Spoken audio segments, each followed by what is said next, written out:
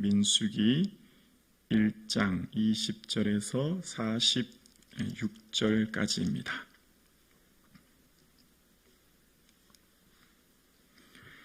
오늘 나에게 주신 하나님의 말씀을 저와 여러분이 함께 한 목소리로 고백드리겠습니다. 함께요.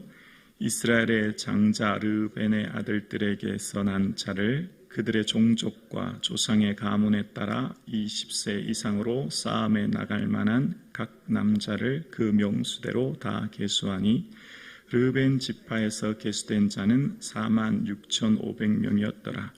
시몬의 아들들에게서 난 자를 그들의 종족과 조상의 가문에 따라 20세 이상으로 싸움에 나갈 만한 각 남자를 그 명수대로 다 계수하니 시므온 지파에서 계수된 자는 59,300명이었더라. 갓의 아들들에게서 난 자를 그들의 종족과 조상의 가문에 따라 20세 이상으로 싸움에 나갈 만한 자를 그 명수대로 다 계수하니 갓 지파에서 계수된 자는 45,650명이었더라. 유다 지파의 아들들에게서 난 자를 그들의 종족과 조상의 가문에 따라 20세 이상으로 싸움에 나갈 만한 자를 그 명수대로 다 계수하니 유다 지파에서 계수된 자는 74,600명이었더라.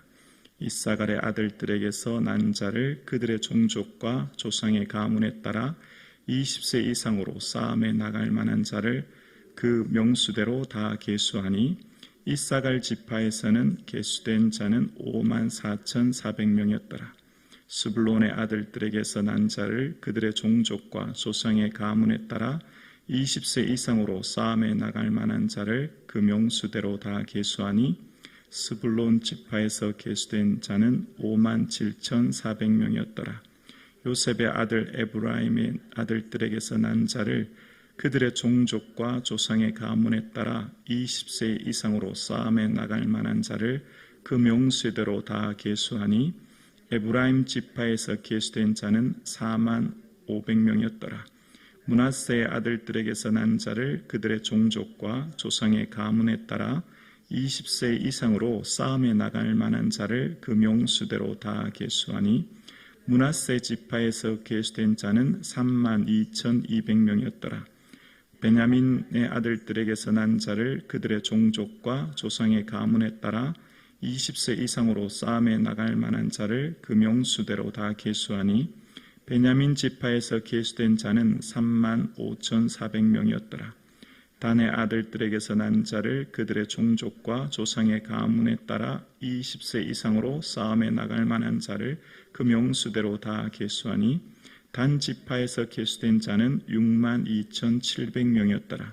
아셀의 아들들에게서 난 자를 그들의 종족과 조상의 가문에 따라 20세 이상으로 싸움에 나갈 만한 자를 그 명수대로 다 계수하니 아셀 지파에게서 계수된 자는 41,500명이었더라. 납달리의 아들들에게서 난 자를 그들의 종족과 조상의 가문에 따라 20세 이상으로 싸움에 나갈 만한 자를 그 명수대로 다 계수하니 납달리 지파에서 계수된 자는 53,400명이었더라. 이 계수함을 받은 자는 모세와 아론과 각기 이스라엘 조상의 가문을 대표한 12지휘관이 계수하였더라. 이와 같이 이스라엘 자손이 그 조상의 가문을 따라 20세 이상으로 싸움에 나갈 만한 이스라엘 자손이 다 계수되었으니 계수된 자의 총계는 603,550명이었더라. 아멘. 눈이 오는 이 아침, 주의 전에 나온 사랑하는 성도님들의 삶에 주님의 은혜가 충만하기를 주님의 이름으로 축복합니다. 아멘. 길이 미끄러워서 힘드셨죠? 네. 감사합니다. 광야는 아무것도 없는 곳이죠. 대표적으로 물이 없는 곳입니다. 물은 인간의 생존이 불가능한 것 아닙니까? 물이 없다는 것은 그곳에서 파종할 수도 없고, 그러니까 씨를 뿌릴 수도 없고, 또 그곳에서 무언가를 정착을 할 수가 없는 그곳이고, 먹을 것, 잠자리, 입을 것, 어느 것 하나 없는 곳이 광야이지 않습니까? 그러니까 아무것도 없는 곳이 광야입니다. 그렇게 아무도 없는 것, 그러나 하나님이 함께 계시면 다 됩니다. 하나님이 그들의 삶을 붙드시고 지키시고 인도하시는 것. 그러니까 지금 광야를 출발하기 전 숫자를 세면서 이제 광야를 향해 나가는 그들에게, 여러분 이미 우리는 앞서 모든 내용을 알고 있지 않습니까? 아무것도 없습니다. 그러나 하나님 한 분만 계시면 다 됩니다. 그래서 사도 바울이 말합니다. 아무것도 없는 자 같으나 모든 것을 가진 자로다.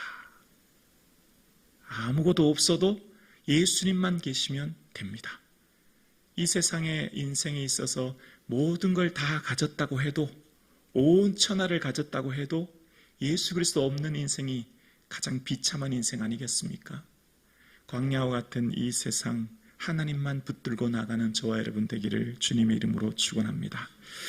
오늘 본문은 왜 이렇게 구구절절 사람 지파별로 숫자를 이렇게 기록했을까? 또 60만 3,500명이다. 왜 이렇게 구체적인 숫자를 이야기했을까를 생각해 봅니다. 왜 이렇게 기록했을까요? 바로 약속은 반드시 성취된다라고 하는 것을 보여주는 거죠.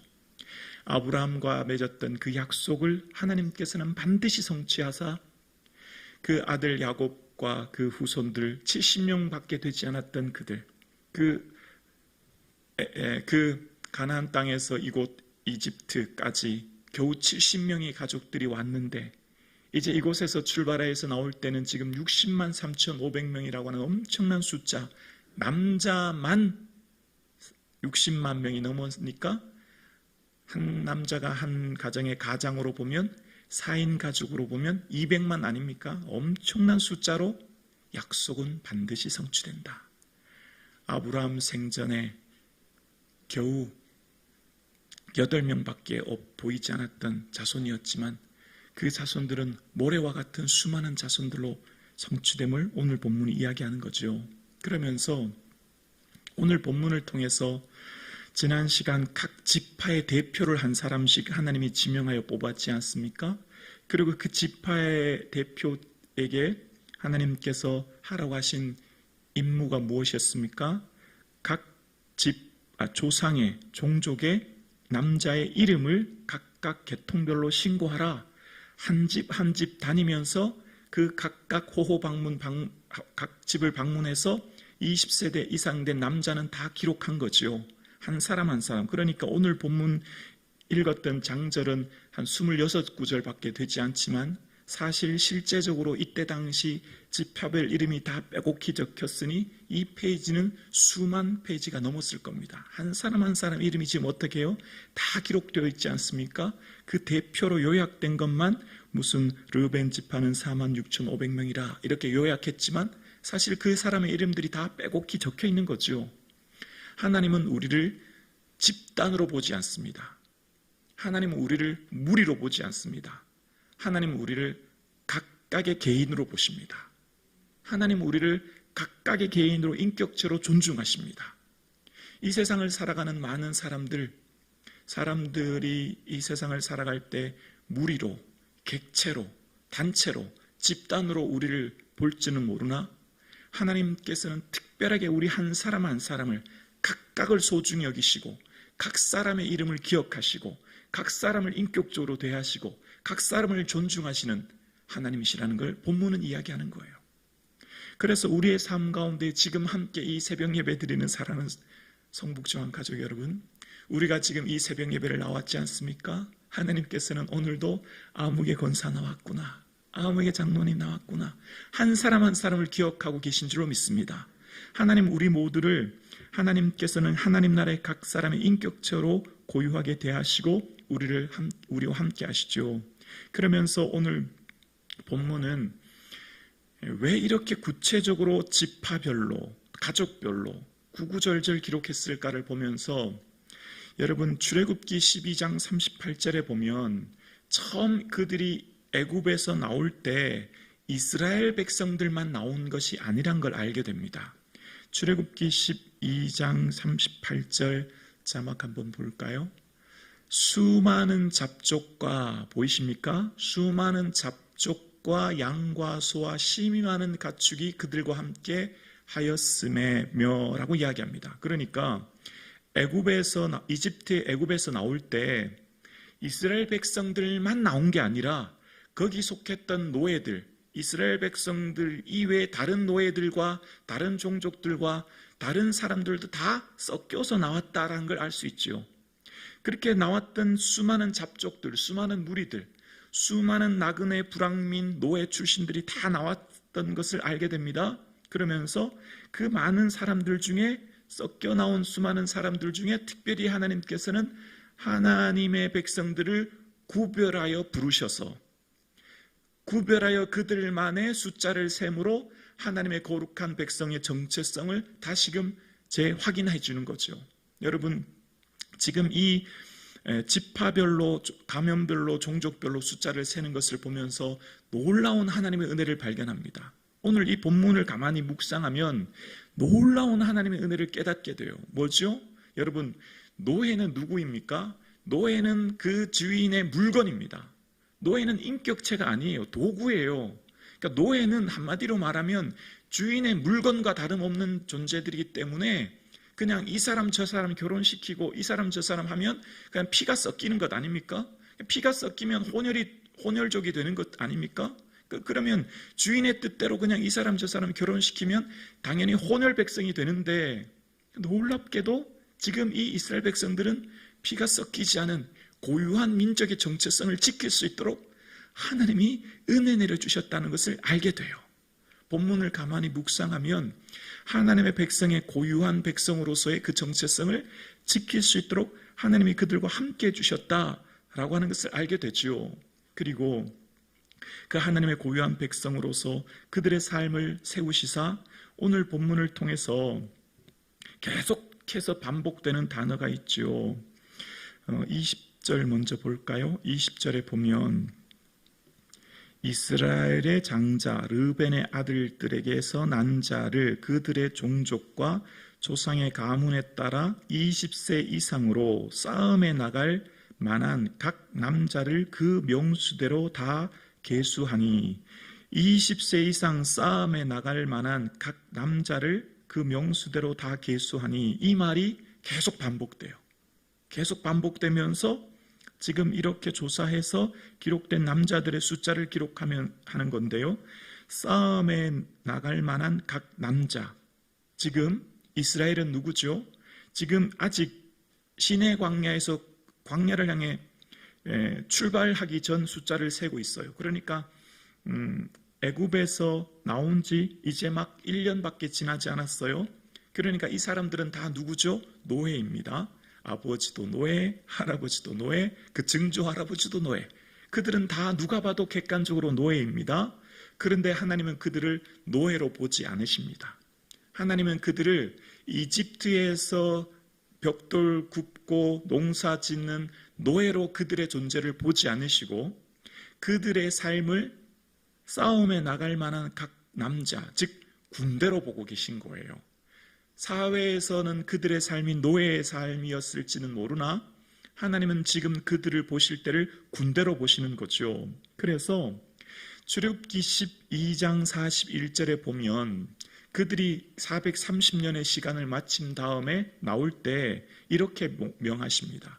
430년이 끝나는 그날에 여호와의 군대가 다 애굽 땅에서 나왔은즉, 지금 그 애굽 땅에서 나온 사람들을 누구라고요? 이집트의 노예라고 적혀 있지 않습니다. 뭐라고요? 여호와의 군대라고 적혀져 있는 것이죠. 하나님께서는 지금 그곳에서 나오는 이스라엘 백성들을 하나님의 군대라 명하시고, 지금 오늘 이 1년이 지난 지금 시내 광야에서 그들은 하나님의 군대로 각 사람의 남자의 숫자를 세고 계신 것입니다. 누가 봐도 노예 출신인 그들에게 하나님께서는 그들을 하나님의 군대로 명하시고 하나님의 군인으로서 그들의 숫자를 세게 하심으로 이제 그들을 광야를 출발하게 하십니다. 그들의 대장 되신 하나님께서 친히 그들과 함께 해주셔서 그들은 비록 무기도 없고 전술도 없고 그들은 군대로서의 어떤 재능이 부족하지만, 아니 어쩌면 없지만, 하나님께서 친히 그들과 함께 하시사 그들의 대장 되신 하나님께서 그들의 앞길을 예비하셔서, 군대의 고유한 특징이 있어요. 군대는 상명하복이죠.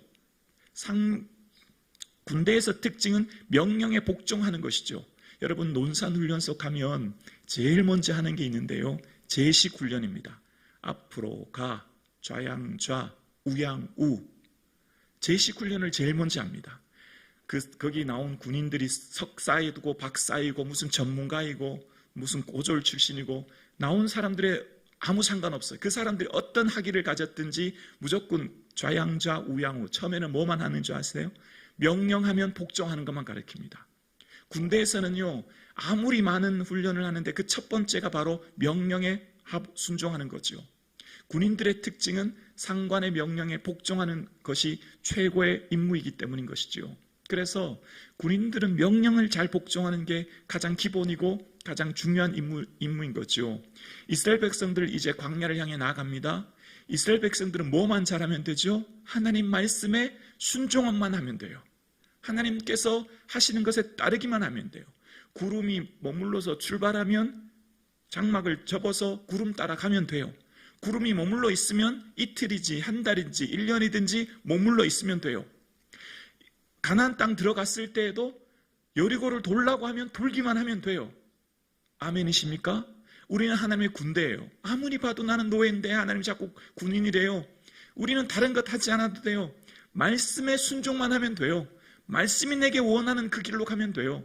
말씀을 읽고 묵상하면서 성령 하나님이 감동 주시는 그 말씀 따라 의지하여 순종하면 하나님께서 여리고를 갈라주시고 요단강을 갈라주시고 여리고를 무너뜨려 주시고 광야 먹을 것이 떨어져도 하늘에서 만나가 떨어지게 하시고 반석에서 물을 주시는 분이 하나님이신 줄로 믿습니다.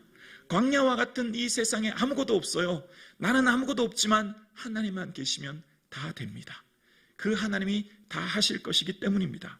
그래서 오늘 본문에 굳이 이스라엘 백성들의 지파별로 숫자를 일일이 기록하면서 지파의 숫자를 이야기하면서 그 지파의 숫자의 합계가 이렇다라고 이야기하신 하나님께서는 너희들은 하나님의 군대이니 하나님의 그 백성으로서의 삶을 살아가면 된다라고 이야기하는 것이지요.